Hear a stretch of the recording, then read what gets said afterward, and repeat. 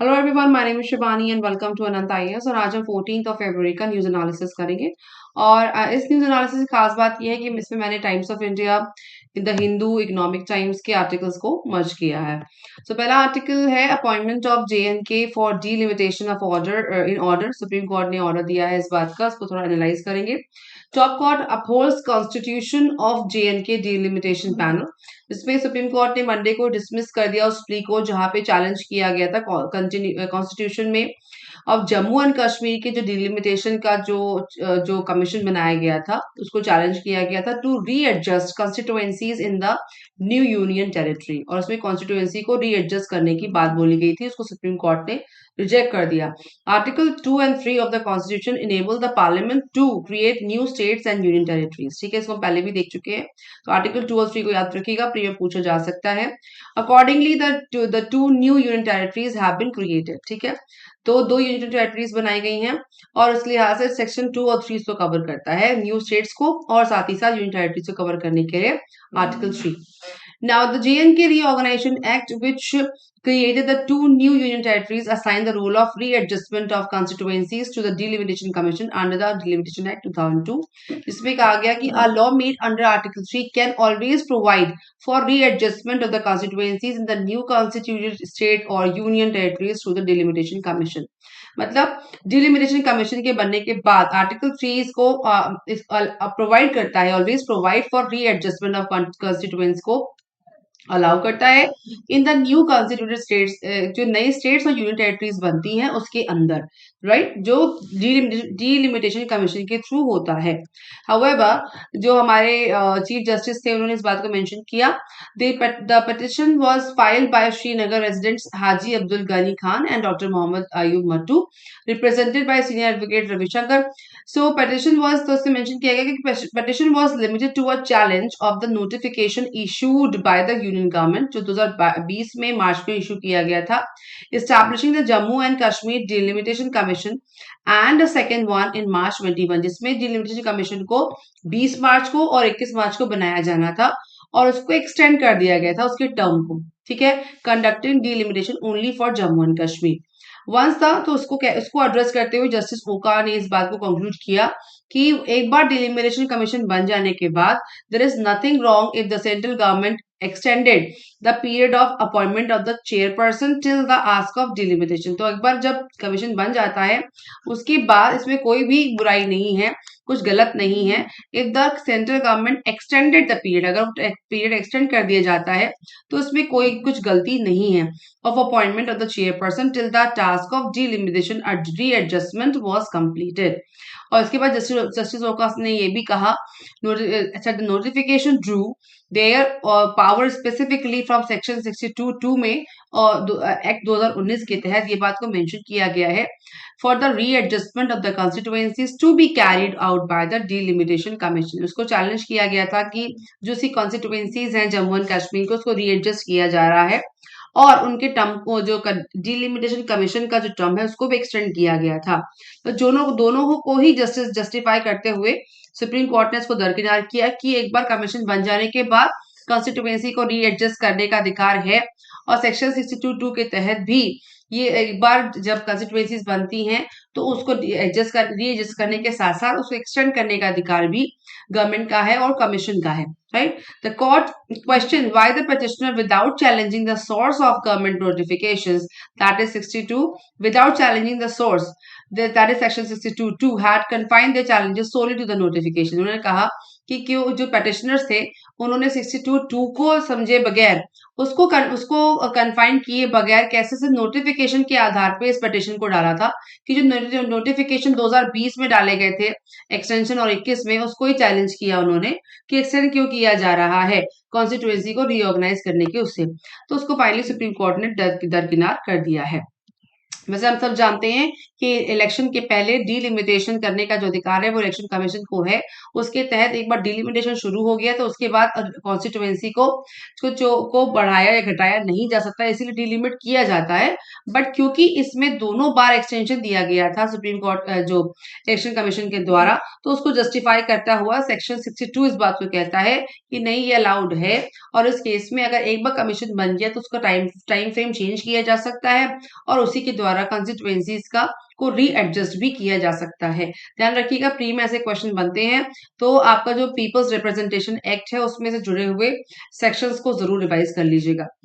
Now, next article है government open to panel review of investors protection regime. आज की analysis की खास बात यह है कि मैंने सारे न्यूज आर्टिकल्स को पेस्ट किया है सो दैट कि हम एक्सपोजर लें आर्टिकल्स के साथ।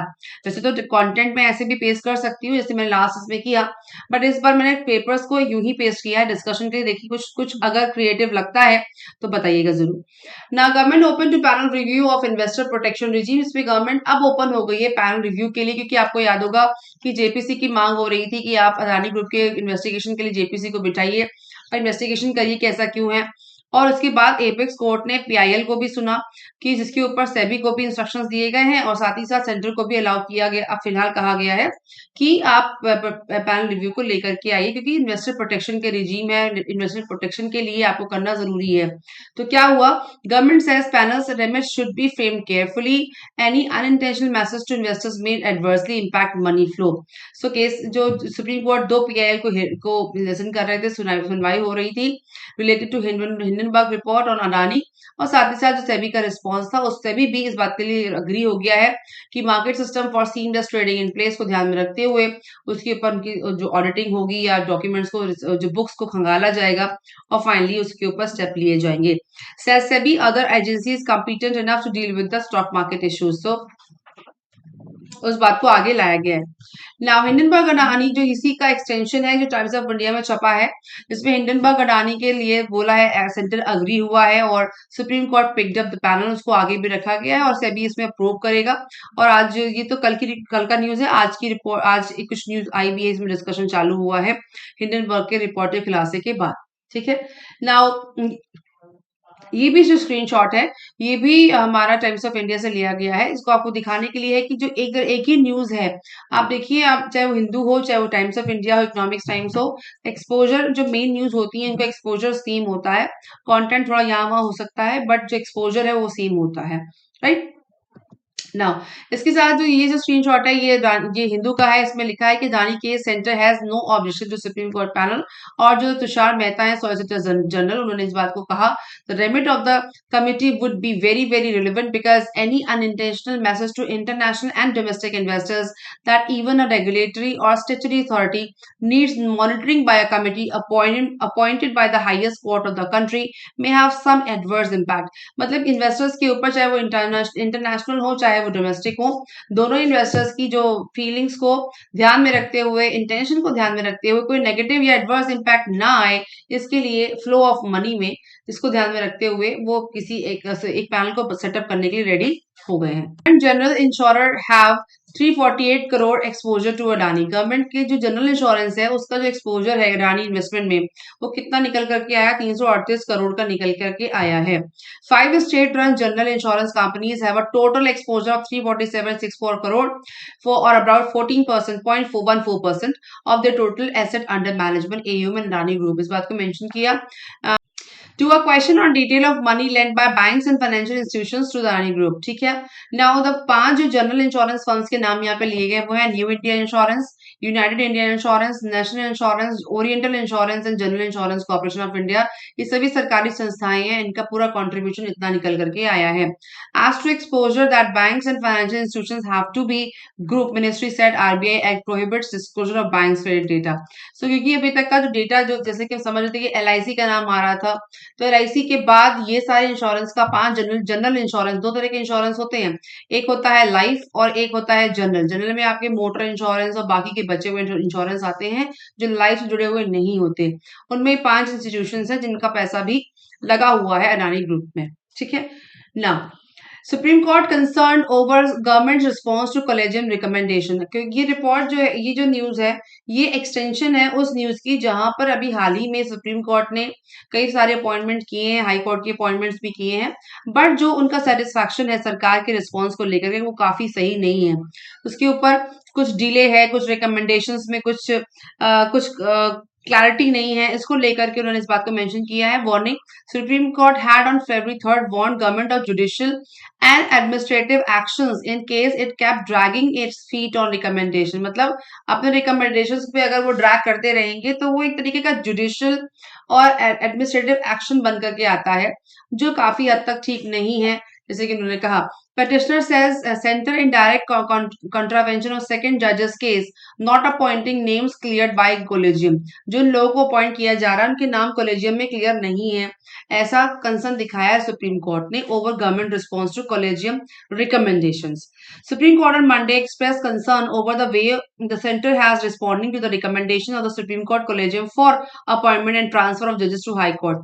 And Justice Sanjay Kishan Kaul, bench of Justice Manoj Mishra and Arvind Kumar observed that certain issues pertaining to judge appointments were concerning। ठीक है, तो उसको कुछ हमारे लॉ मिनिस्टर ने भी इस बात को उठाया है कि कुछ पैलेटेबल नहीं है और कुछ आपस में कॉन्ट्रावेंशन ऑफ कुछ डायरेक्ट कंट्रावेंशन हैं, कुछ डिले हो गया, कुछ नाम को लेकर के बहस है जो पहले चली आ रही है, उसी के कंटिन्यूएशन में इस बात को कहा गया है।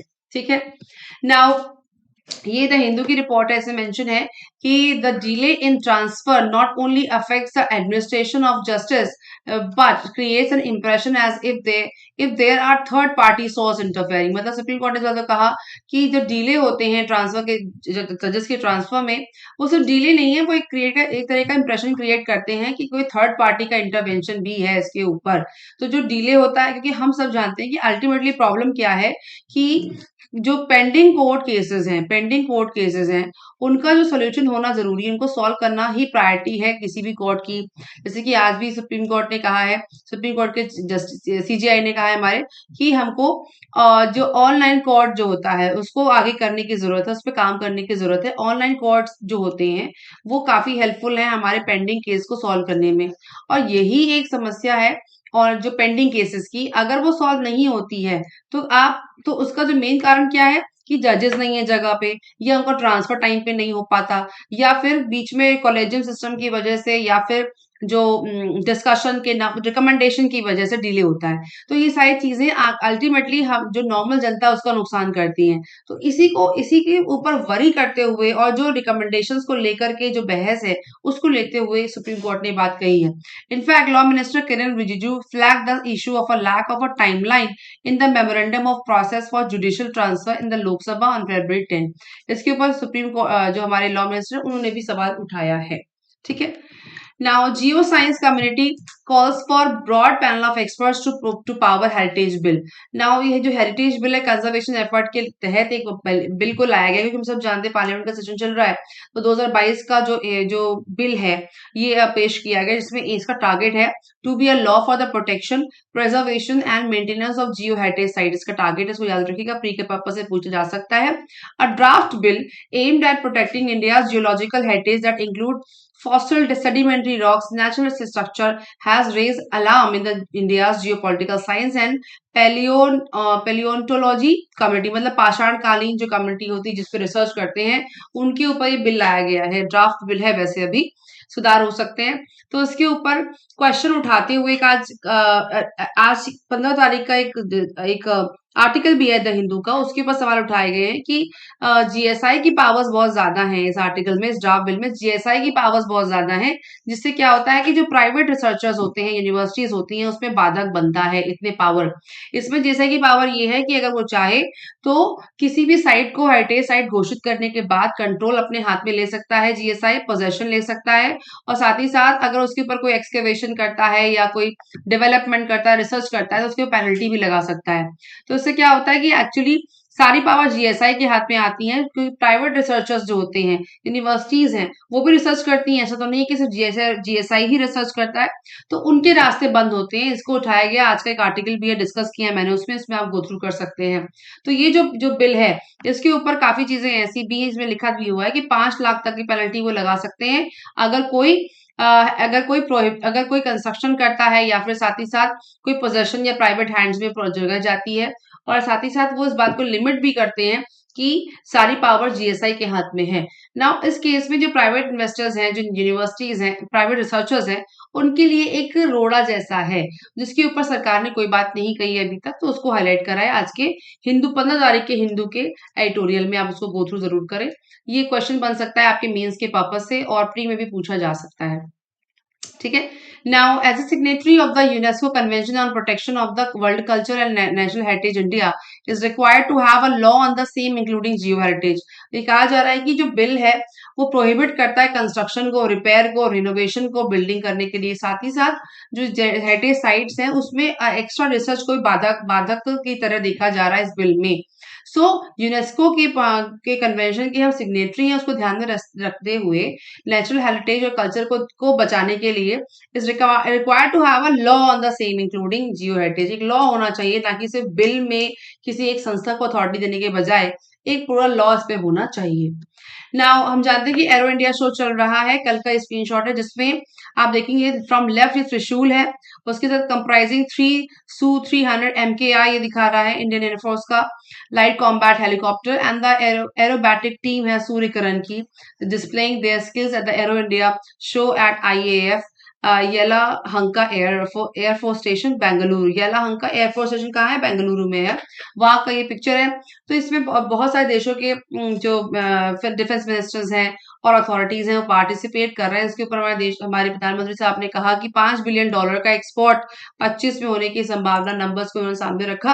And India will now move fast to join the world's largest defence manufacturing countries, Modi. So उन्होंने इस बात को मेंशन किया क्योंकि हमारी जो पावर है, जो ओईएम्स की पावर है, ओरिजिनल इक्विपमेंट मैन्युफैक्चरर्स, जिसमें डीआरडीओ का नाम आता है, एचएएल का नाम आ रहा है, बड़े बड़े हम एलसीए बना रहे हैं, कॉम्बैट हेलीकॉप्टर, साथ ही साथ हम अपनी डिफेंस को स्ट्रॉन्ग कर रहे हैं। तो हमारी जो खुद से जो प्रोडक्ट बनाने की कैपेसिटी है वो एक्सपैंड हो रही है। उसको ध्यान में रखते हुए इसमें तेजस का नाम आता है, लाइट हेलीकॉप्टर्स का नाम आता है। साथ ही साथ जो और भी कंपनियां हैं, जो प्राइवेट इन्वेस्टर्स भी हैं इसमें आगे आ रहे हैं, उसको दिमाग में रखते हुए उन्होंने इस बात को उठाया।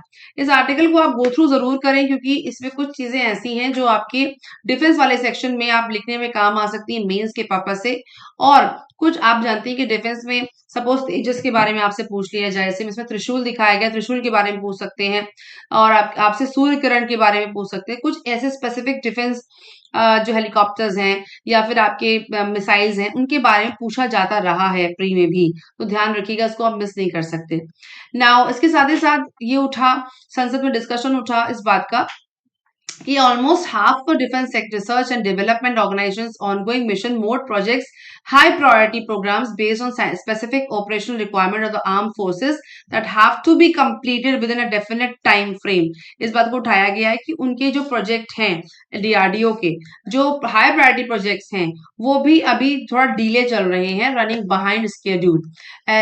लोकसभा को बताया गया तेजस Mark 2 fighter, light naval combat aircraft among them, ये एरो इंडिया शो चल ही रहा है, साथ ही साथ इनके नाम उठाए गए हैं कि कुछ ऐसे जो एयरक्राफ्ट हैं या फाइटर्स हैं, उनका जो प्रोडक्शन है वो डिले चल रहा है। क्योंकि पहले भी अगर आपको याद हो तो हमारी जीजीसीए नहीं, CAG, yes it's my mistake, CAG की रिपोर्ट आई थी, इसमें कहा गया था कि जो सैंक्शन हुआ अमाउंट उससे ज्यादा खर्च हो चुका है, पर फिर भी जो उनकी जो प्रोडक्शन है इन सब मिसाइल्स का या एयरक्राफ्ट का, फाइटर्स का, वो भी फिर भी डिले है। तो उसके ऊपर एक कैग की रिपोर्ट ऑलरेडी आ चुकी है, तो उस रिपोर्ट को तो यहाँ इस आर्टिकल में नहीं आया नाम, लेकिन फिर भी लोकसभा में इस बात को उठाया गया है।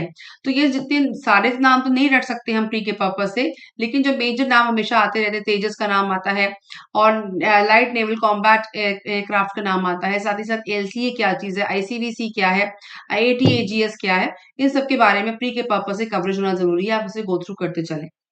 Now fifth generation US fighters make debut at Aero India, इसका न्यूज आया भी था पहले कि हम इनका जो 535A जॉइंट स्ट्राइक फाइटर, जिसमें हमारे जो अमेरिका का जो स्टेल्थ पावर के साथ चलने वाला जो फाइटर प्लेन है, उसका यहाँ पे जो है उसको शोकेस किया गया।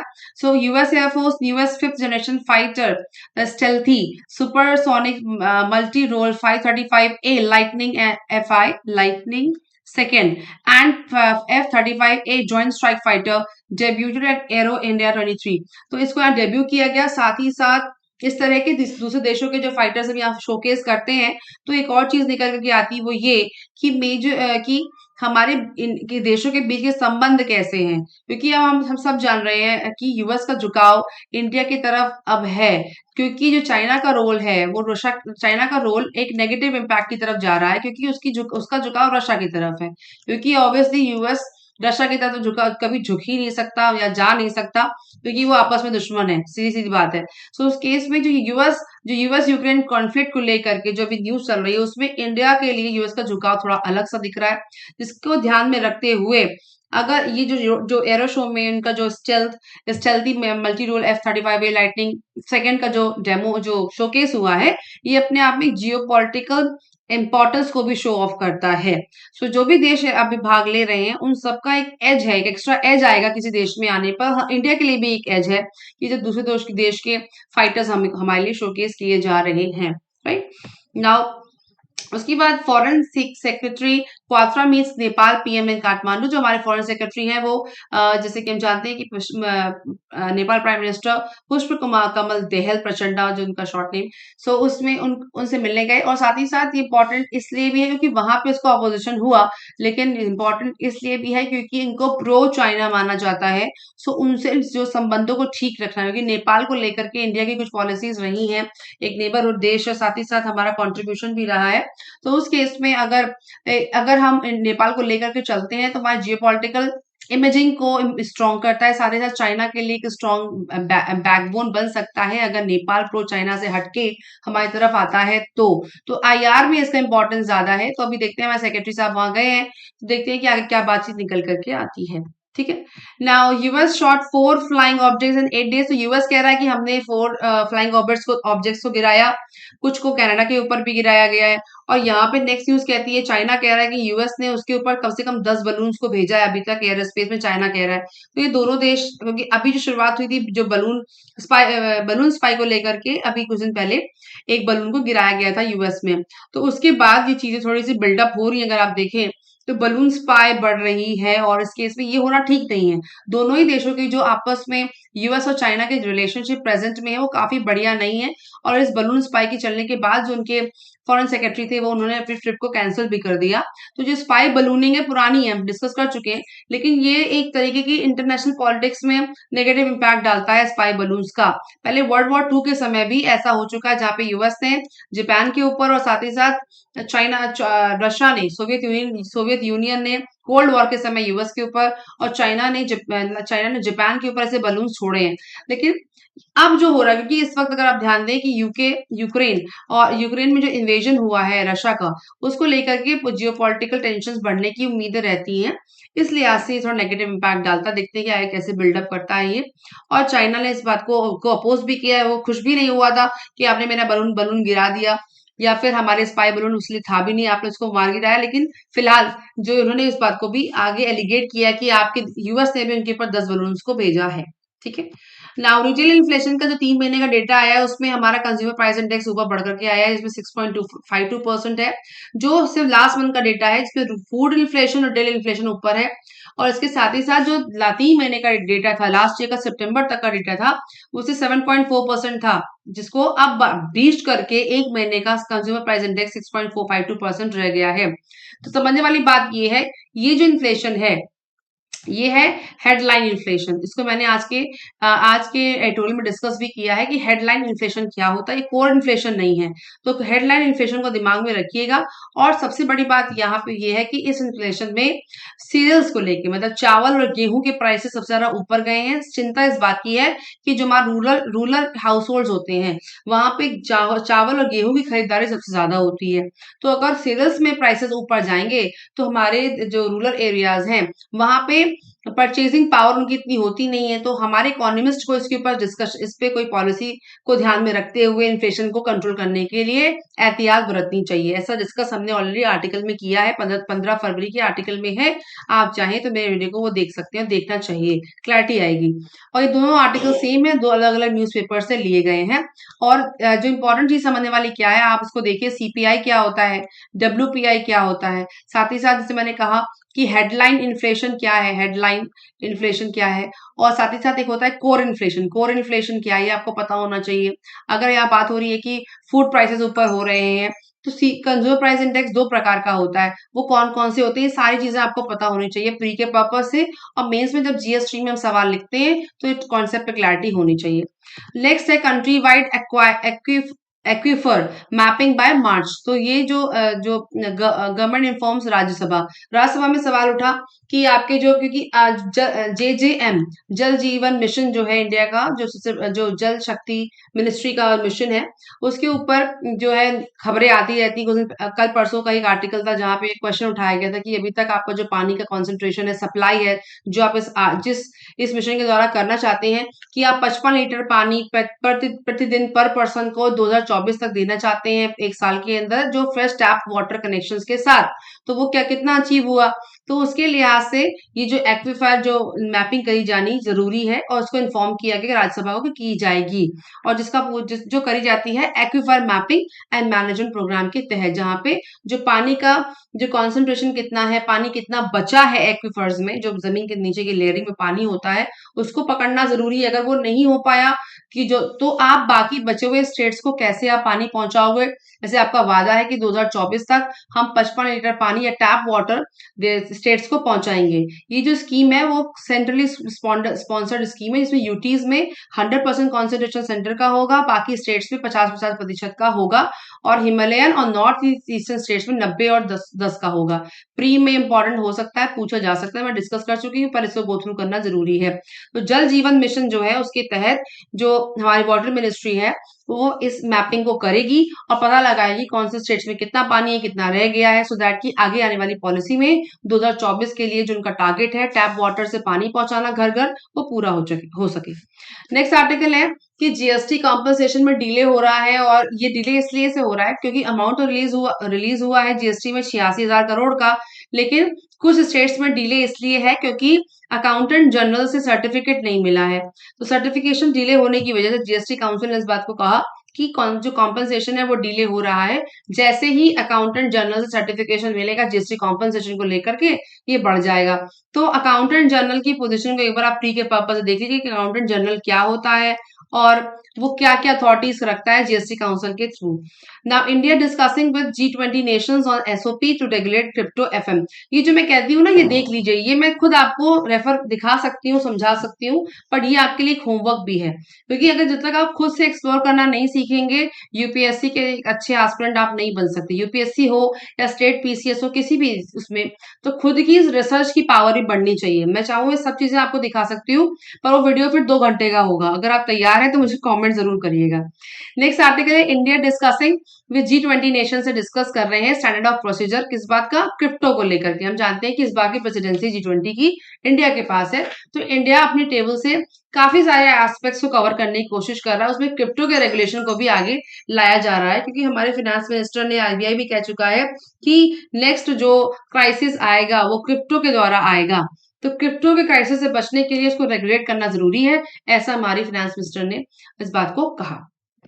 नाउ सीजीआई ने इस बात को उठाया है, जिसे मैंने पहले भी कहा था कि कोर्ट की वर्चुअल कोर्ट टेक्नोलॉजी को हम आगे लेकर के जाएं, क्योंकि ये हमेशा रहने वाली है। कोविड-19 के बाद ऐसे बहुत सारे एस्पेक्ट थे जहां पर इंटरनेट का इंपॉर्टेंस और उसका यूसेज बढ़ गया, जिसमें से कोर्ट भी उनमें से एक थे। तो क्योंकि ऑनलाइन कोर्ट टेक्नोलॉजी की या वर्चुअल कोर्ट की वजह से कुछ एक बड़े बड़े एग्जाम्पल्स कई देशों के हैं जहां पे अच्छे नंबर्स पे केसेस को सॉल्व किया गया है। सो उन्होंने कहा chief justice need to take this mission forward. तो वो कह रहे हैं कि इस मिशन को हमें आगे ले जाना चाहिए और यूनियन बजट ने 7,000 करोड़ का एलोकेशन भी किया है ई कोर्ट्स के लिए। तो अगर ई कोर्ट्स खुल जाते हैं, जो पेंडिंग केसेस की जो सिचुएशन है वो सॉल्व हो सकती है। एंड उन्होंने ये बात कहा कि virtual court technology is here to stay no now and forever and chief justice of high court who have shut down the online court hearings post pandemic are duty bound to fall in the line and come in board. तो जिन कोर्टों ने online बंद कर दिया, offline पे आ गए हैं, उनको फिर से उन्होंने ऑनलाइन आने के लिए कहा, क्योंकि ये तकनीक खत्म नहीं होगी, ये हमेशा रहेगी, ऐसा उन्होंने सिंबल किया और कोर्टों को वापस आने के लिए भी कहा, क्योंकि हमारे यूनियन बजट में 7,000 करोड़ का सैंक्शन है ई कोर्ट्स को लेकर के।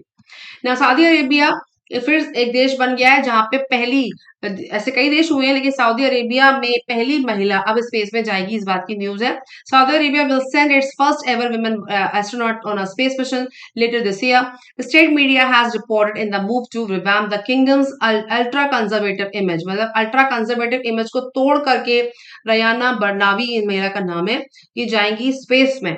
Will join fellow Saudi male astronaut Ali Al Qarni on a mission to the International Space Station during the second quarter of 23। ऐसे सऊदी प्रेस ने रिलीज किया। एक बड़ा स्टेप है सऊदी अरेबिया देश के लिए। ऑल्दो ये ऑयल रिच देश तो है, लेकिन महिलाओं को लेकर के कंजर्वेटिज्म रहा है और काफी समय के बाद यहाँ पे वोटिंग सिस्टम भी आया महिलाओं के लिए, तो ये बड़ा स्टेप है इस देश के लिए। Now Russia reluctant to leave Ukraine is the real problem. Plattner ने इस बात को कहा। प्लॉटनर कौन है? प्लॉटनर जेंस प्लॉटनर है, जो foreign and security policy adviser हैं German chancellor Olaf Scholz on a visit to India.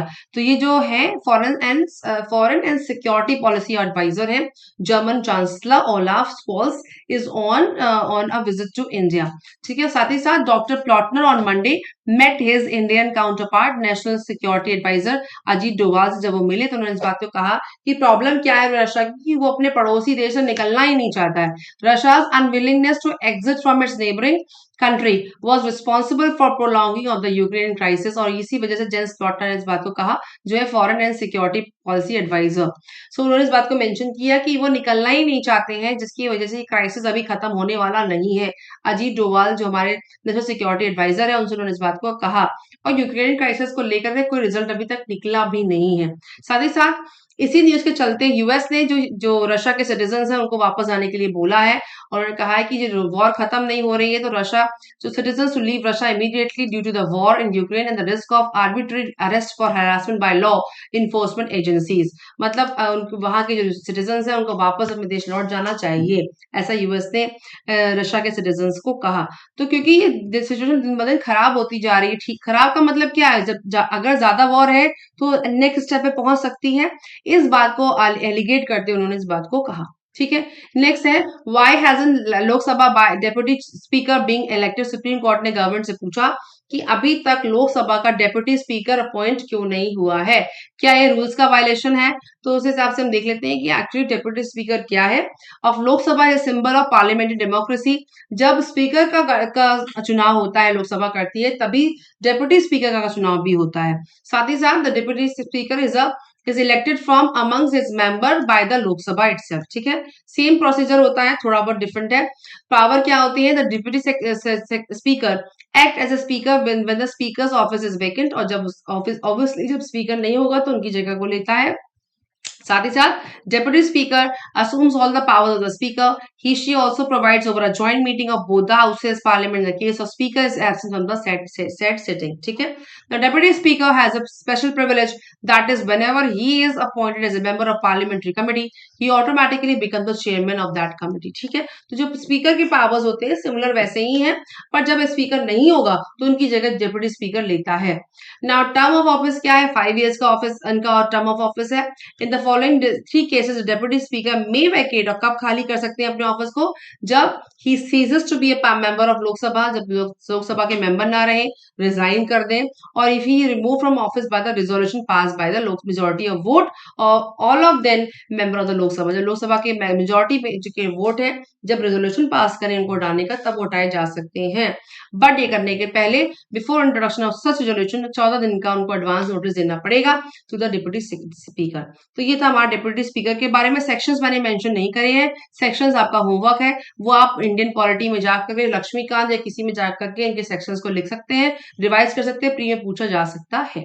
ठीक है, तो ये था हमारा कल का न्यूज एनालिसिस। आई होप ये आपके लिए इंटरेस्टिंग और इन्फॉर्मेटिव रहा होगा। If yes, give me a big thumbs up, subscribe to my channel, share with your colleagues and your friends so that कि हम इस चैनल पे एक बड़ा नॉलेजेबल कम्युनिटी बना सके, जैसे हम बना रहे हैं। मैं खुश हूं कि आपका सपोर्ट है और आगे भी रहेगा। मिलेंगे आपसे कुछ देर के बाद।